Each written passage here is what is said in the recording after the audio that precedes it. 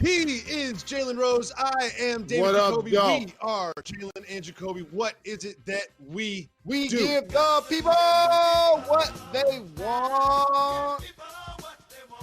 It does not look like Dak Prescott is going to get what he wants. We've been talking about this contract seemingly every day, all summer long. And today is the deadline for a new deal to get done. It does not look like that is going to happen. Jalen, why don't the Cowboys get this done? They're handling it incorrectly, Jacoby. They have a starting franchise quarterback for the next decade. Sign them in.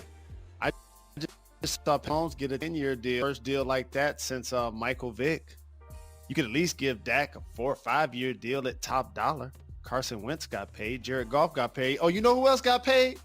People on his own team. You know, it's one of those things, Jacoby. You know, we would love to take care of you, but COVID-19 and the coronavirus pandemic and the books aren't looking the same. We don't know if the NFL is going to be there. But wait, hold on. You took care of Amari. He made sure he got his bread this offseason. So, again, franchise quarterbacks get taken care of. Disappointed that the Cowboys have not done it for Dak. If you look at that list of players that the Cowboys committed to, and they committed a lot of guaranteed money to a lot of players, on both sides of the ball. When you look at that, it says that they believe in DeMarcus Lawrence. They believe in Ezekiel Elliott. They believe in Amari Cooper and Jalen Smith and La'el Collins. But Jalen, this is an indication to me that Jerry Jones and the Jones family and the Cowboys organization does not believe in Dak Prescott's future. Do you think he has done enough in the past to earn that belief moving forward? I do, and they also brought in Andy Dalton, Jacoby, and paid him $7 million. That's more than they've paid Dak his first 3 seasons. They've already gotten the bargain. They've already gotten a discount.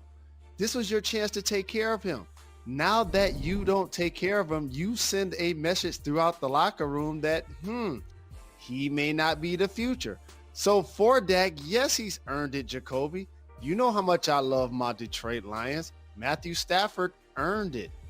Okay? How about before he got played 7 games in San Fran, Jimmy Garoppolo? They took care of him. Oh, I'm just disappointed that the Cowboys did not do the same so far for Dak Prescott. Well, I would love to see Dak Prescott ball out this year and then leave the Cowboys out of spite. But we move on back to Orlando and the NBA bubble where James Harden is now in Orlando. The Rocket has landed in the bubble, and his teammate Austin Rivers says, yes, there are 22 teams here, but only 3 or 4 have a legit chance at winning the title, and we are one of those 3 or 4. Do you think the Rockets are legit title contenders in the bubble? I like that he added 4 because we know who the first 3 are, the 2 LA teams and the Bucks. And he knows after that, squads are wild cards. And in the West, 2 of my bigger ones are the Blazers and the Rockets.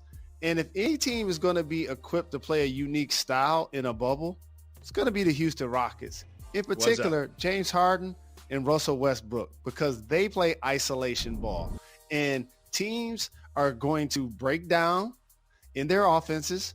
The defenses are all of a sudden going to force you to go one-on-one. And nobody does it more and nobody does it better than those 2 guys. So Austin is right. They do have a puncher's chance in the West if both of those guys can play at an MVP level. They absolutely do, because this break is going to cause chemistry lapses and sort of people getting back into game shape and figuring out the offenses and the rhythms and the substitution patterns. But the Rocket style is just so simple. It's, does James have the ball? Does Russ have the ball? Everybody else get into a shooting position and wait. That's just what they do. There's no chemistry problems over 4 months off with their style of offense. And we all know that Mike D'Antoni isn't exactly a defensive coordinator either. So they're going to hit the ground running in the bubble and could put together a real championship run. And one thing I found really interesting on those numbers of the isolation plays, James Harden has had more isolation plays this season than any other NBA team. James Harden has had more isolation plays. I love the Rocket style so much, and I really, really hope that they make it to the finals. Next, we need you to take us behind the curtain.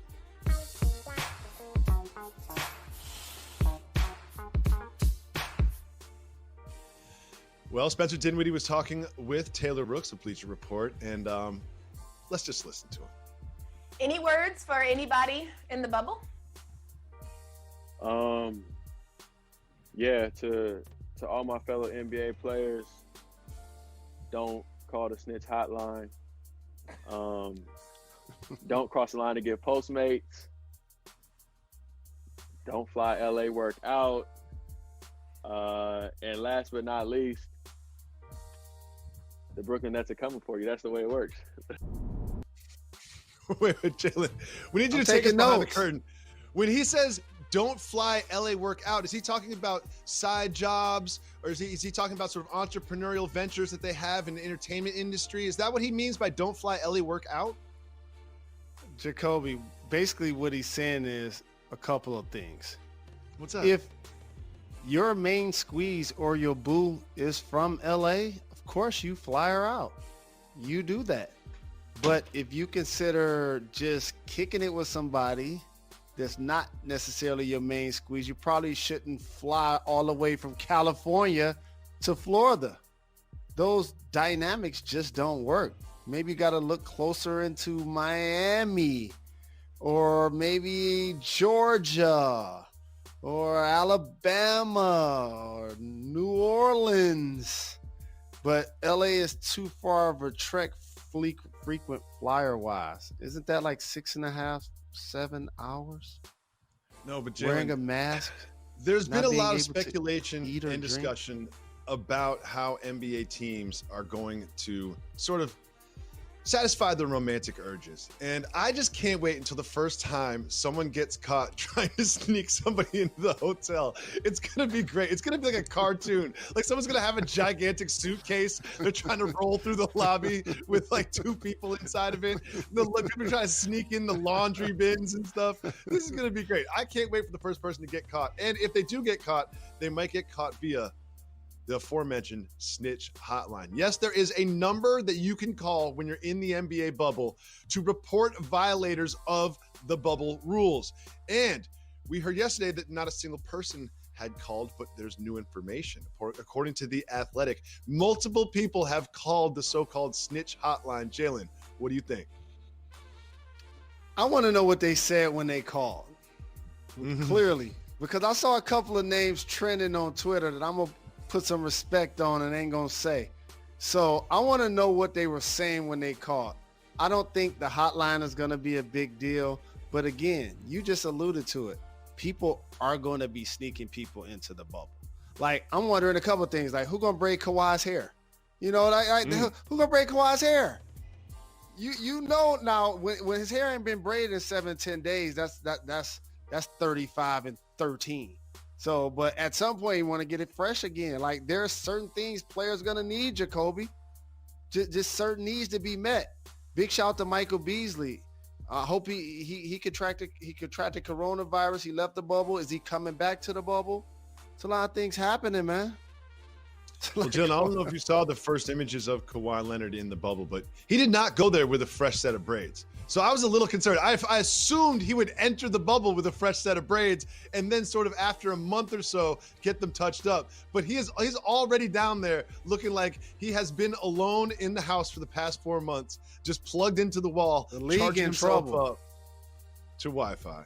I know the league is in trouble. When Kawhi Leonard seems very, very focused from everything I've seen from him in the bubble entry. Now it is time for some very important, to you at least, news that matters.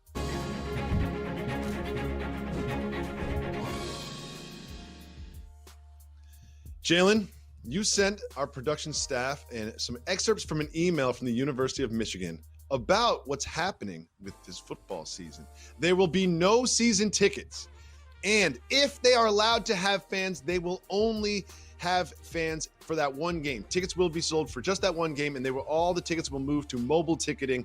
And they also said right there in the email, if they have football this season. Jalen, what does all of this indicate about the future of Wolverine football? You know how much I love my Wolverines. Hail to the victors. Just had Harbaugh on the show, and Jawan is my brother. As somebody that went there as an alum, that has a scholarship endowment, you know one other thing I have, Jacoby? Season tickets. And you know what Anymore. happened maybe like 4 to 6 weeks ago? They made sure I paid for them.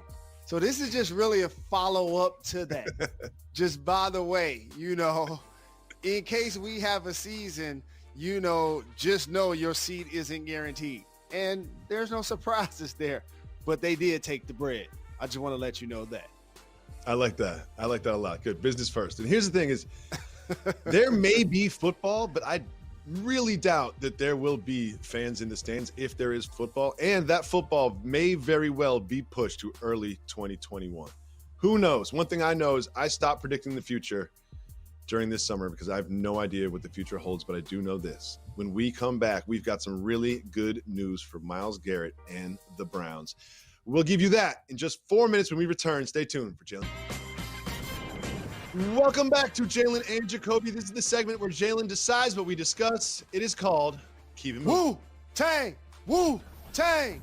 If you want to discuss the topic, just say hit the brakes. If not, me, you, and Method Man jump in the minivan and keep it moving. We start with some great news from Myles Garrett. Keep it moving or hit the brakes. You know what? Hit the brakes. Looks like Myles Garrett and the Browns are close to a 5-year, $125 million extension. Jalen, what does it tell you about the Browns' belief in Myles Garrett? Number one overall pick by this squad a couple of years ago. Premium position, pass rusher. Does it really well. 37 games, over 30 sacks. You would have thought the way his season ended, he wouldn't necessarily be getting these kind of numbers this offseason, but I'm glad the Browns understand his value and want to make sure that they take care of him. And I appreciate that. They're trying to put together something special. Let's see if it plays out on the field. He's absolutely just dominant at certain points on the field rushing the passer. And there's also certain points on the field where he line steps a little bit. And I've seen it more than once. I mean, everyone points to the one incident, but he has line stepped before in his short career, and I hope that does not become habitual. We'll keep an eye on that. Another thing to keep an eye on in Cleveland, Odell Beckham's hair. Keep it moving or hit the brakes. Oh, hit the brakes. Well, you celebrated Odell Beckham last year for getting sort of a signature normal fade, and he's back to the blonde hair, citing that he is going back to the blonde hair and going back to the production that he had when he had the blonde hair. What do you think this means for his season? Well, he had a bad season, and that happens to great players. I believe he really wants to respond, and I think he's going to respond, but I need to see Baker Mayfield play better. I know Odell's going to be healthy, and he's going to ball out, and they have weapons everywhere, but they need him to play better. That's going to be the key. They really do. With all the coaching turnover, and Jalen, in my professional life and personal life, where do I like to keep expectations? Very low. Very low. I like expectations as low as possible. And I feel like this team was the victim of high expectations last season. Hopefully, with people doubting them this season, they can perform better. Moving on, some great words from an inspiring man, Coach Ed Orgeron. Keep it moving or hit the brakes. That's our guy, and you'd be disappointed if I didn't hit the brakes. Coach O said that football is the lifeblood of our country and it gets the economy going. Jalen, what do you think about Coach O's love of the lifeblood of our country? In a lot of ways, what he says is true, but you know what you don't put it over? Health and safety. Yes. And so let the scientists decide if and when we're going to play football. Do you got that video of Coach jogging? Put that video of him jogging. No, we don't. We're going to spare him. We're going to spare him this time. While he trying to get his teammates out there. Look, get those knees up, Coach, because he's shuffling. Every day I'm shuffling. Every day I'm shuffling. I love that video so much. He want to put them to work. No, you get to work, Coach. I sweat a lot, but I don't sweat so much that I bring a towel with me while I'm jogging. He got a towel in his pocket. That's how much Coach O sweats. He sweats pure Red Bull and Monster energy drink too. Now dip. I love it so much. Coach O, you are my guy, and I'm also sweatier than you. Well, Doc Rivers had something to say about Kawhi Leonard. Keep moving or hit the brakes. We know he's going to low manage. Keep it moving. We're going to talk a lot about the Clippers. We keep it moving. Security was called to Jimmy Butler's room in the brakes. What did he do? There was a loud thumping echoing through the Heat Hotel. Oh, what was goodness. happening? Was it the what could it be? headboard? Security was called. It was Of the not a bed? headboard. It was Jimmy Butler sweating profusely, just getting some ball handling work in the hotel. I would be so mad if the person above me in a hotel was dribbling a basketball. I would be so mad. I don't care if I knew it was somebody from the Heat. There's no chance I'm not calling security if someone above me was dribbling a basketball. Jacoby, his neighbors to the left, to the right, up and down are also basketball players. Nobody should have called the police. Also, I have to say this. As you enter the bubble, the Miami Heat represents one of those squads, telling you, along with Philly and Boston, that could upset the apple cart in the East. And Jimmy Butler's a big reason. Hopefully Bam Adebayo can get in the bubble and play like the most improved player that he deserves to win this year. Bam Adebayo is such a key piece for them. I hope he gets in before the postseason starts. And I also think that might not be the last time we hear some thumping coming from the hotels in the Orlando bubble. Moving on, though. The stretch Mark 4 has arrived in Orlando. Keep moving or hit the brakes. You know what? That's one of your dopest nicknames of all time. Hit the brakes.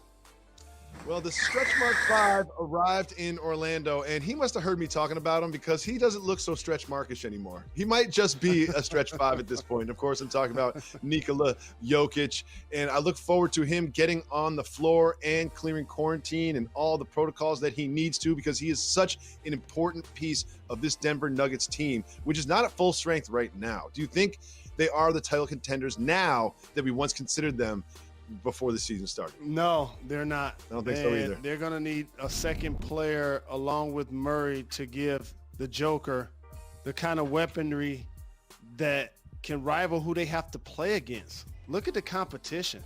The Clippers have Kawhi and Paul George. The Lakers have LeBron and AD. The Rockets have Harden and Russ.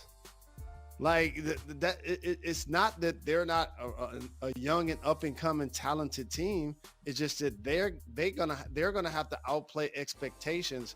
And the Nuggets have always been a team that fed off its home court and the altitude. It's gonna be interesting to see how they perform, not having that as an advantage, because usually they build teams in that city based on playing in the altitude. And what we always said about this team was Michael Porter Jr. could be a real X factor for him. Like if he could realize some of his potential and become a key part of their rotation, that would really level them up. But it never really happened. Another thing we always celebrated was the backcourt of Gary Harris and my daughter is calling me. Chloe, I'm doing a television show. Let's just go to break. We'll be back right after this. Hi, Chloe. Welcome back to Jalen and Jacoby. Jalen, you and I love Cam Newton. And Cam Newton has just been done so wrong, not just by the Panthers, but by all the games. Cam Newton said that he was looking at the schedule and just thinking that every single team that he's going to play passed on him and disrespected him. The latest that he sort of wondered about is what the relationship between him and Bill Belichick would be like. Jalen, how do you see Cam and Bill Belichick getting along? I think this relationship is happening at a great time for both individuals. Each extremely accomplished in their own right, yet still have a ton to prove. Belichick without Brady. Cam, can he become elite again? On a budget price of $1 million with incentives up to $7 million, I believe this is his only season with the Pats. He plays. I believe so too. Back his value. He gets a 4 or 5 year deal elsewhere after he leads this team to the playoffs this year. And it's not just Belichick. I also look at McDaniels. I think that when you look at Belichick and the quarterbacks that he's had, you know, it's Bledsoe into Brady. You know, Garoppolo was around a little bit. Jacoby Brissett was around a little bit, but he's never really truly had the athlete, the ground threat, the size that Cam Newton has. And I think between McDaniels and Belichick that you're going to see a very different Patriots offense. And I think if you're them personally, it's going to be so much fun to sort of draw up new plays that you literally could not draw up because your quarterback, while very cerebral, wasn't exactly the most athletic person in the world in Tom Brady. And Jalen, people that watch and listen to Jalen and Jacoby know things before it happens.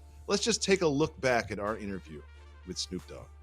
And you're one of the greatest to ever do it. Who would you like to go head-to-head with in a Verzuz battle during the pandemic on Instagram? What about dog versus dog? Snoop Now DMX versus DMX. That's groovy like a drive-in movie. Groovy like a drive-in movie. Jalen Rose, you spoke it into existence. Snoop Dogg versus DMX has been announced as an official Verzuz battle. What do you think about this announcement? Shout out to my brother Swiss Beats, who put that idea out there, and I brought it to Jalen and Jacoby, asked Big Snoop Dogg about it, and he agreed. DMX is a legend, Jacoby, and I got something to say about this Verzuz battle that's controversial. Oh! You ready for this? I don't know. DMX doesn't have a chance. What? He doesn't have a Doesn't chance. have a chance. Doesn't have a No. chance. Doesn't have a chance. This is 70-30 Snoop. What do you think?